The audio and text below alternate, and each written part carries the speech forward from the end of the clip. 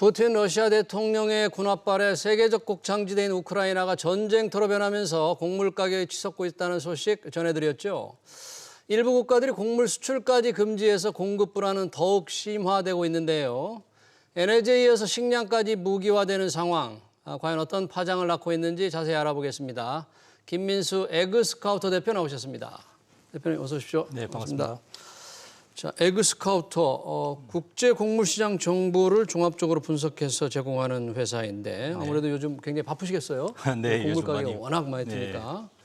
자, 이 우크라이나 사태에 이어서 인도가 밀을 수출 중단했다가 네. 설탕까지 수출을 금지했다는데요. 말레이시아는 곧 닭 수출도 네. 중단한다고 하고 지금 최근 주요 국가들의 이런 곡물, 이런 식량 어떤 중단, 수출 제한 중단 어느 정도 지금 있었어요? 지금 우리가 이제 곡물 가격 자체가 네.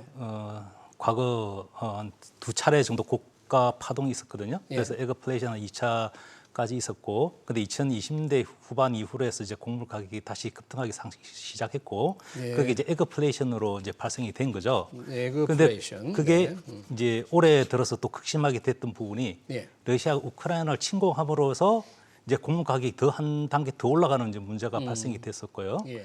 이제 그 중에 이제 주요 국가들이 이제 식량 안보 차원에서 내수 시장 보호를 위해서 이제 제동을 걸기 시작했고 빗장을 걸어 잠그는 단계가 된 거죠. 네.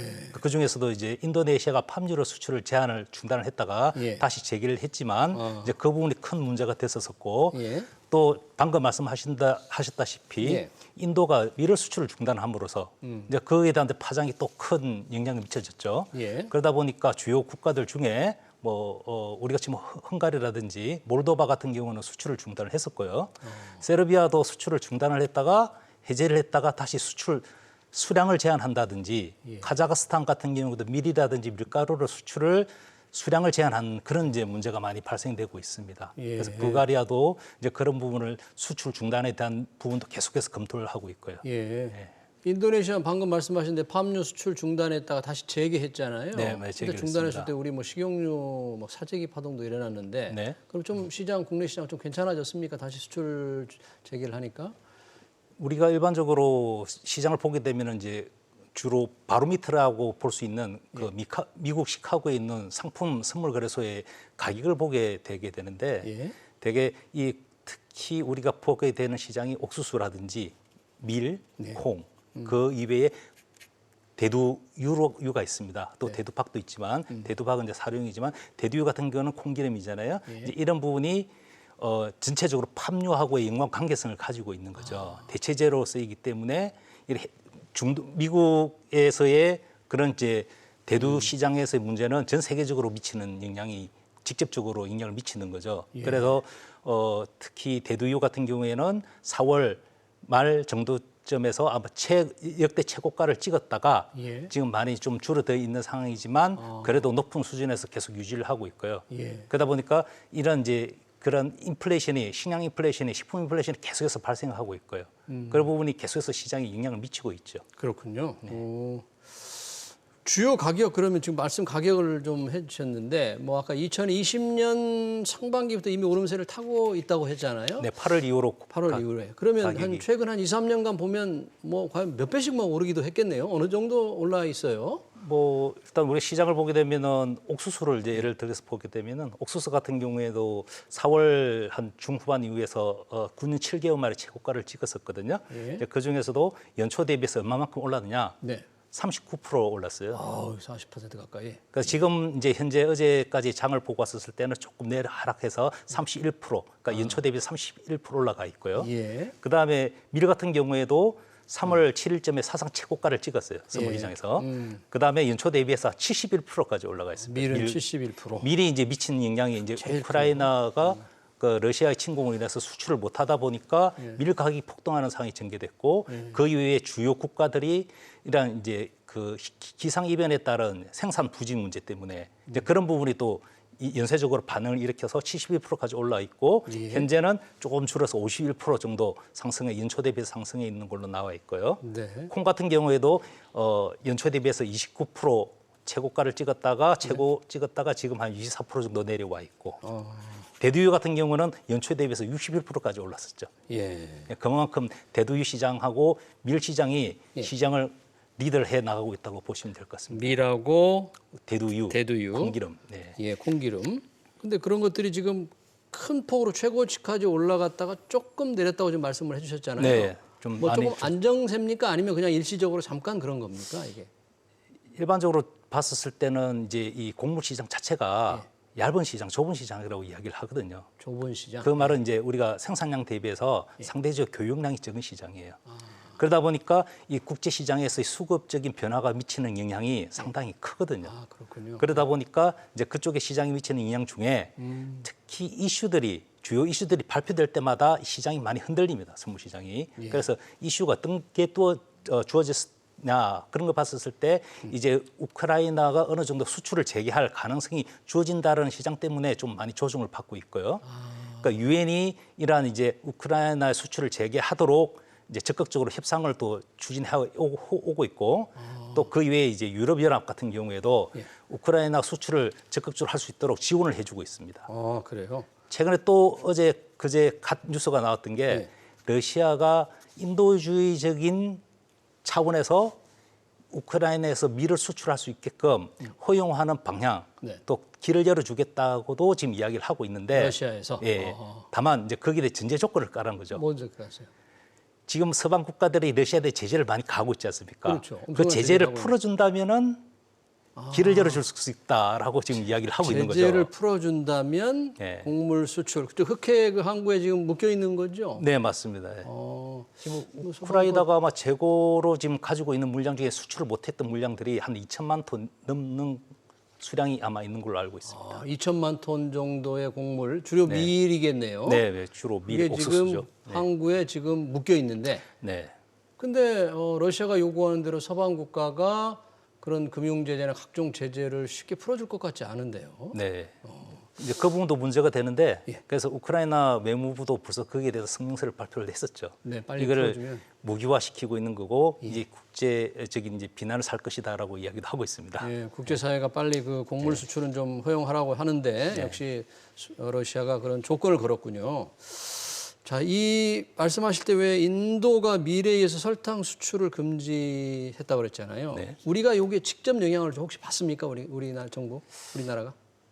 인도가 밀을 수출을 제한함으로 해서 중단함으로 인해서 우리가 어떻게 영향을 미칠 것이냐. 이제 그런 부분은 우리가 어떻게 원료를 어느 국가에서 사오느냐가 중요한 거죠. 그러니까 옥수수 같은 경우에는 주로 미국, 브라질이라든지 아르헨티나 국가 그의 일부 물량을 우크라이나라든지 동유럽 국가에서 들어오고 있고요. 예.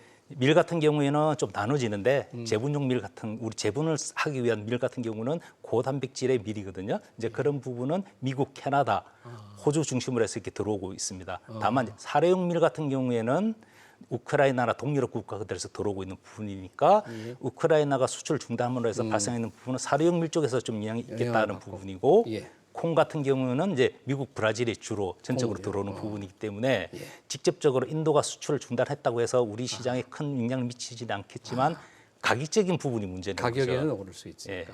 가격적인 부분 때문에 우리가 구매를 하는 데 있어서 부담감을 생길 수밖에 없는 거죠. 예. 설탕은 어떻습니까? 우리 인도 설탕 혹시 수입 좀 많이 하게 거의 안 하죠? 우리 설탕? 뭐 지금 우리가 보게 되면 통화 실적으로 봐도 우리가 이제 원당 같은 경우에는 이제 다른 브라질이라든지 이제 다른 이제 남미 쪽에 있는 국가들이 많은 부분이고 설탕의 자체만으로도 인도에는 한 440만 톤, 440톤 정도로 아주 미미한 수량으로 들어오고 있는 아주 걸로. 적은 수준이에요.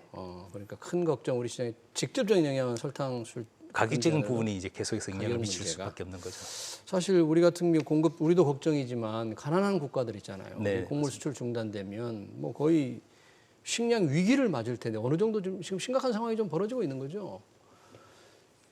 우크라이나가 그 전쟁으로 인해서 수출을 못하는 부분이 전적으로 거기에 대한 공고를 받는 국가들이 북아프리카 국가들이죠. 북아프리카. 예, 북아프리카 국가들 중에서는 또 이제 개발도상국들이나 이제 후진 국가들이 많은데 이 국가들이 원조 공급을 못 받음으로 인해 가지고 기근이 발생하는 거죠. 예. 그러다 보니까 인플레이션은 말할 것도 없고 예. 그러다 보니까 어떻게 보면은 이제 반정부적인 시기도 발생할 수 있는 부분이 있고 그러니까요. 이제 그런 부분을 우리가 과거를 비춰보면은 2010년대 후반에 발생했던 아랍의 봄이라고 있습니다. 네, 리비아. 예, 예. 네.